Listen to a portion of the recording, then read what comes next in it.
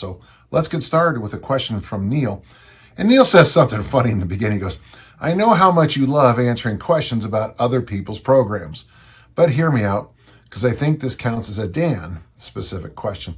One of the issues I have with talking about other people's programs is that sometimes, like there's a program a lot of people comment on, yet the person who invented the program was real clear about the necessity of extra supplements that are illegal in the United States. It was real clear about it. And so to do the program and keep improving, you might need some extra juice, so to speak.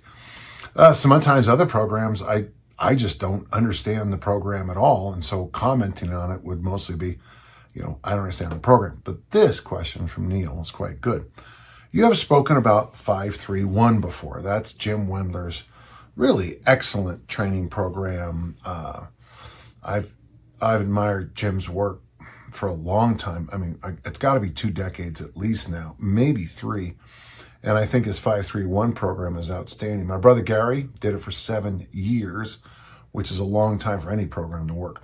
As I often joke, my brother Gary is smart enough not to listen to me. So there you go. And how you have used it successfully with your high school athletes.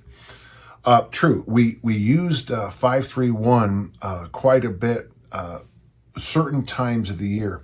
The 531 period works really well in season in the situation we were in. It just worked well because you can get a good workout in.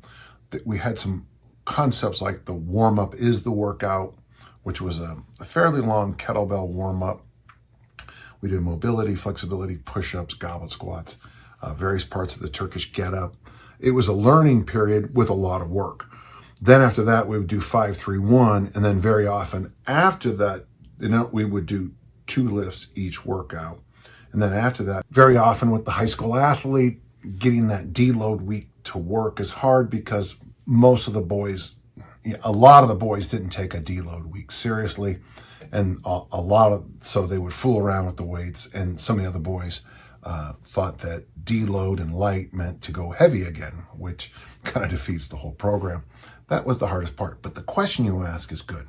My question is this. Jim Wendler writes, the accessories don't matter. So auxiliary accessory exercises, but he does have a whole list of them in his books, at least the ones I have. What accessories do you personally favor for 531 for yourself and for your athletes? And so I think Jim allows for it, and I don't know if he don't matter on that, but let me say this. There's a few points I need to make first off. When you train, and since you specifically asked about the high school athletes, important. No matter how hard the program was, including mass made simple, all those complexes and all those high rep squats, the teenage boy will vomit in a bucket. Once they stop turning, absolutely pale, will walk over and start doing curls and tricep exercises. I worked with a team one time. I don't think there was a boy who benched 200. They weren't very good. But I would turn my back and they would all be doing bench dips, those where you put your feet up on one bench and you have just your hands on another one, like reverse push-ups where you go like this. And these guys did every variation of curl I've ever seen in my life, and they're all sort of very weak. So that's kind of the bigger issue there. Number 2, I think the adolescent athlete, the adolescent high school athlete needs some extra work. And there's some good reasons for it. First, I mean, I'm certainly no expert in, the challenges of, the body moving through puberty. But what I know is that not long, my athletes are going to be adults. And so I always thought it was important for them to learn all the traditional gym exercises. My athletes would always know how to snatch, clean and jerk, clean and press, bench, squat, deadlift, all the kettlebell movements. I mean, all of them. They knew how to tumble. We did sprint training. We did the standard barbell lifts. We did hurdle walkovers, hurdle hops, sled pulls, farmer walks, this whole thing. But I also knew long term there'd be other exercises that would keep them fit and healthy for a long time, which I think really is part of my job too. It would bother me if I had lost an athlete to an injury that they would never get better than that. I don't think it ever happened, but it would always worry me. So assistant exercises should be done then for a couple reasons. The first reason, they're going to do them anyway. They're going to sneak in the gym and do the extra stuff anyway. Number two, I think you're setting them up for a lifelong training program. Now, with my brother Gary's experience, you could argue that 531 is a lifetime program, and I appreciate that, and I think it's true. But then the third reason is, as great as those 4 basic exercises are, and that would be the military press, the bench press, the squat, and the deadlift, I still think that there's need for more. I think the Olympic lift, the quick lifts need to be there. I think the kettlebell lifts need to be there. And so I don't think Jim and I disagree at all on this, but just remember, I'm trying to expand the athlete.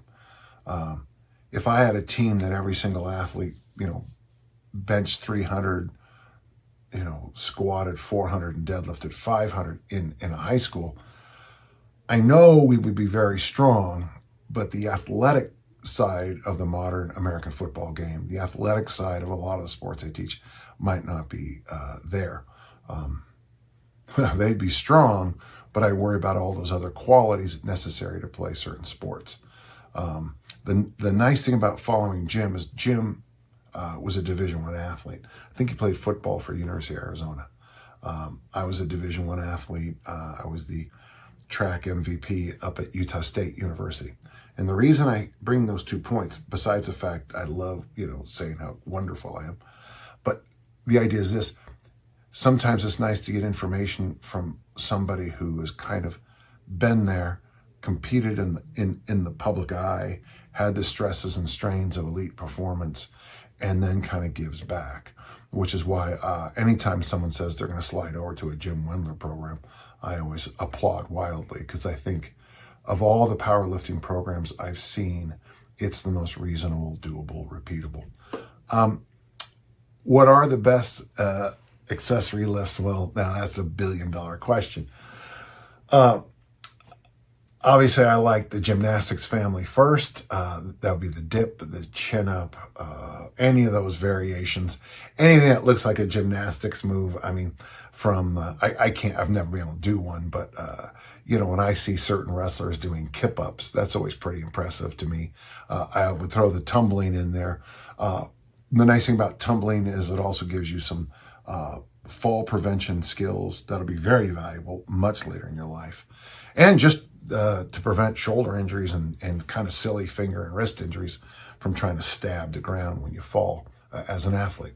From there, I would say the gymnastics world, monkey bars, rope climbing, all that. And rope climbing has a great value if you ever got to save your life. Certainly climbing a wall would be the same. Being able to crawl is another one. Obviously the track and field world is sprinting, running, all that should be in there too. The next would be the general bodybuilding movements.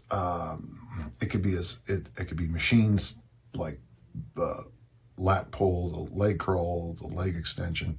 I understand each one of those has issues, but I think there's real good value just to kind of give the joints a different range of work.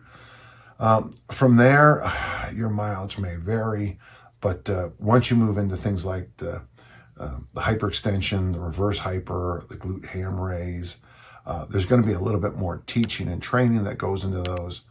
And of course, I was going to buy reverse hypers one year, and I just got to tell you from the heart, the price was just too hard for us. So think of it that way. Think of the gymnastics supplements to make the athlete safer, survival techniques, the bodybuilding world to give some, what Vince Guarana called roundness, I think it was, of a muscle. And then the third of those more complex and more nuanced exercises, the remaining deadlift and things like that, where you do have to have the glute ham raise, I think has to be done correctly. and these all come with extra equipment. So, it all depends, in this case now, on your budget and the time you have to teach all that extra. Neil, that's a great question. And thank you for asking that. That was very good.